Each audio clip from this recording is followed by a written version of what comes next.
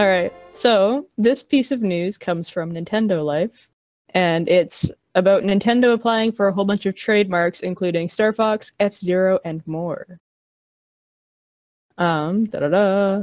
So, after the rumors of Retro Studios working on a secret Star Fox Grand Prix title for the Switch flying around yesterday, many were left pondering the future of Nintendo's loved but most forgotten franchises once again. If these new trademark applications are anything to go by, however, we likely haven't seen the last of them yet. And so the full list that they would have applied for would have been Super Smash Bros., Star Fox, F-Zero, Pikmin, Yoshi's Island, Art Style, Flipnote Studio, Sin and Punishment, the legendary Starfy, love that game, Nintendogs, Link's Crossbow Training, and then Wii Fit, Wii Music, Wii Play, and Wii Sports. My heart, Link's Crossbow Training. Do you guys know, this is sad news, Link's Crossbow Training is one of the highest selling Zelda games ever. It outsold, I think it almost doubled the sales of Wind Waker. Oh, that hurts. That's sad. That hurts my heart. So sad. Yeah. But before we continue and decide to discuss this, just so that way, like, people aren't like, oh my god, that means we're gonna get these games again. So Nintendo Life also states that these trademark applications don't necessarily mean that new games are on the horizon, but it just means that there's a potential that, like, the new material can't be written off. So it's just, you know, food for thought, stuff to get us all excited and amped up for life. And the another thing to add for these trademarks is when you apply for a trademark, you also have to use it. So when you apply to own the rights to something, you have to be able to show that you're going to be using it. You can't just, like, keep it hostage. So if you look at, I forgot who it was, but the people that had the rights for, like, the Tony Hawk's games. So this is just an example. So they owned the trademark, or not the trademark, but the rights for Tony Hawk's Pro Skater, and it had been a certain amount of time since they had released a Tony Hawk's Pro Skater game where they were going to lose the rights. So they made Pro Skater 5 literally not because they wanted to, because there were interviews with the developers where they said that they knew the game wouldn't sell well. They just made it anyways. And then the game itself didn't turn out so great, but they made the game just so they wouldn't lose the rights. And with this, it's a similar thing to where you can't just apply for it, you have to show that you're going to use it. And that brings up the question, like with Star Fox, or in some of the other games, Smash Brothers, it's obvious they're going to be using them, but when you get to the things, it's like Wii Fit Trainer or whatever it was, it's like, how would Nintendo use that? Link's Crossbow Training, how's Nintendo going to use that? Because I don't think they're going to bring something with the title Wii in it to the Switch. Yeah, that'd be a little bit weird. So, yeah, the question is, how are they going to use this? And I was watching another video where they were talking about it, and they said Nintendo could use them as trophies in Smash Brothers. And that would be, like, they wouldn't be putting out a game, but they'd still be using the name or the title or whatever, and that would qualify as a way to get rid of it. Or not get rid of it, but to show that you are still using it, to have these assist trophies or whatever they're called in Smash Brothers. But then things like Star Fox, with the rumor of the Star Fox games coming out, it makes sense that that would actually be put into a game. Personally, with the Link's Crossbow Training, that could just be an assist trophy, but I would really, really hope for, like, a Crossbow Training 2 on the Switch. Bring in some Breath of the Wild locations or whatever. Maybe instead of just having Link kind of stationary or on rails or whatever, like, actually have Link be able to run around. Maybe use Rivali's Gale or something to, like, get aerial shots. I don't know. That's just my thoughts. But what do you guys think about all of this?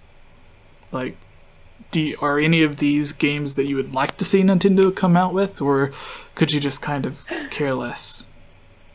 Actually, funny enough, when I got my Nintendo 3DS new Nintendo 3DS last summer. First time I got it, I was like, you know what? I can't find my old Nintendogs, and I bought a really, really cheap one. It was like $2, and I was like, God, this game sucks. Looking back on it, you know, I was really young when I played it, and I was like, this is the best thing ever. Me shouting, sit, sit, like 1,000 times, and it never worked. So I would actually, and I think this comes from my love of Animal Crossing and games like that, I would love to see a good Nintendogs. I don't have a Switch, but I'd love to see a new good Nintendogs because I'm weird like that. Also, I would like it if they did something with the Wii Fit, but convert it for Switch somehow. Because I have a Wii Fit, and I actually love that thing. I don't know why. My mom's like, just go outside. And I'm like, but why? But Where I live, It's like, I live we have a in real a dog. swamp. Go play with the real dog. Well, I do. Well, my brother has a real dog. I have real cats. My brother has a dog. Did you play and she's Nintendo very Cats? excitable. No, but I had Cats. Yeah. The Z. And then there was I had that too. there was My crossovers. dad got it for me when I broke my ankle. So there was crossovers where it was Nintendogs and Nintendo Cats, or it was like Nintendogs Yeah. and Cats or something like that. And there were so many of them. I just thought there was Nintendogs, and that was it. And there was even But- 3 different kinds of those. Yeah, and I Yeah, used for all the to different breeds. I used to I work had all of them. as like the assistant manager or whatever of this used video game store. Not GameStop, a different one, but I did work at GameStop. But like there would be so many little kids that would come in specifically to look for the Nintendogs and Nintendo Cats things, and they would like ask for the game or whatever, and I would be looking through it, and I'm like, does that even exist? And then I would find it, and I'm like, how many of these did they make? Because there was like 10 of them. Golden Retriever, Dachshund, Dalmatian. Yeah. Dalmatian was the one I wanted more So- than anything. We always got the one with the chihuahuas because my family has a thing for chihuahuas. My Nice. family has a thing for poodles. We don't They have had any trading anymore, cards? but That reminds me of Nintendogs had trading cards? They had like movies that they used to put on Game Boy Advances. oh yeah. They had Nintendo-like trading cards, or not Nintendo, Pokemon-like trading cards for Nintendogs.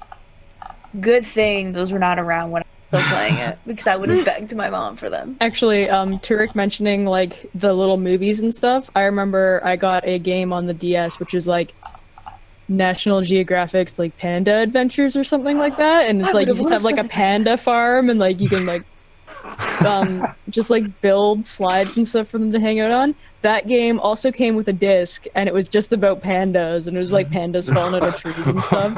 I think it was So- supposed to be educational, but I just thought it was adorable.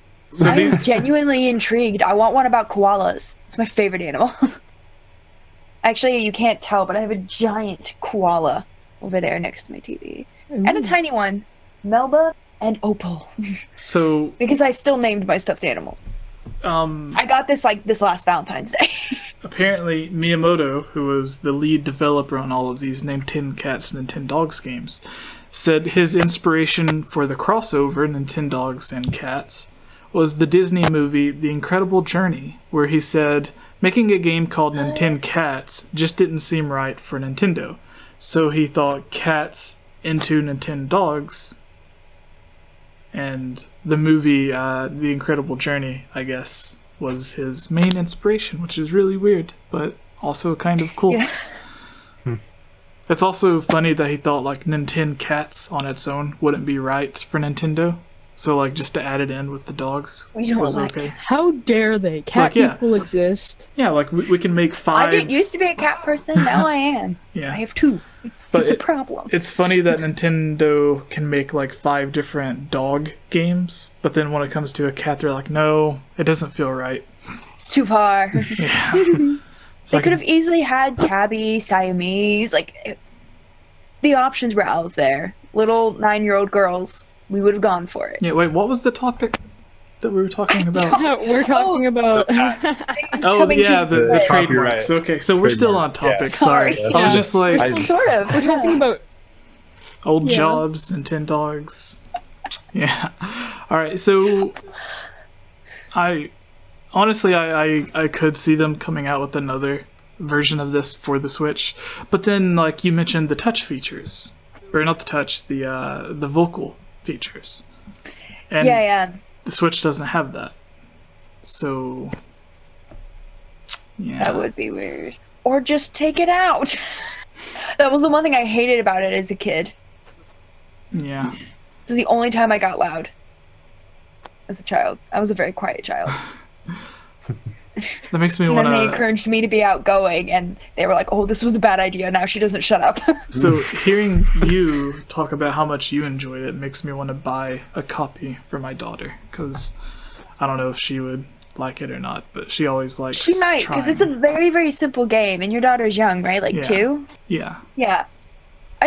I mean, I really enjoyed it. Like, obviously playing it now, you know, like, 13 years later, I was like, this game sucks. But at the time, it was the greatest thing. Oh, she's back. Hello. Well, you were making a face for a long time, and I was like, experiencing some issues. Oh, you're fine.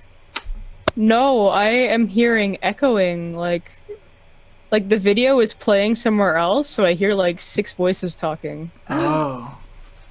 Alright, well, I muted my YouTube one. Yeah. Oh, I found it. Okay, we're good. Alright, so I guess we can go on to the next topic.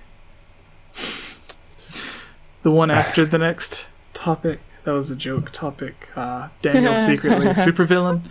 He's not even here for that, so like he doesn't get to enjoy the laugh. Oh, this one would be... Daniel, he's not here. Would you like to take the Fortnite one, Ilya? Sure, I know nothing about Fortnite, but I will do it. Even more exciting. I didn't either until a few weeks ago. I was just like, one of our news topics was like, there was a principal of a school saying that Fortnite was taking over his school because all of the kids would be playing Fortnite on their cell phones instead of doing their work. And of course, it was just like a funny story, so we did it as a news topic, and then a week later I actually started playing Fortnite.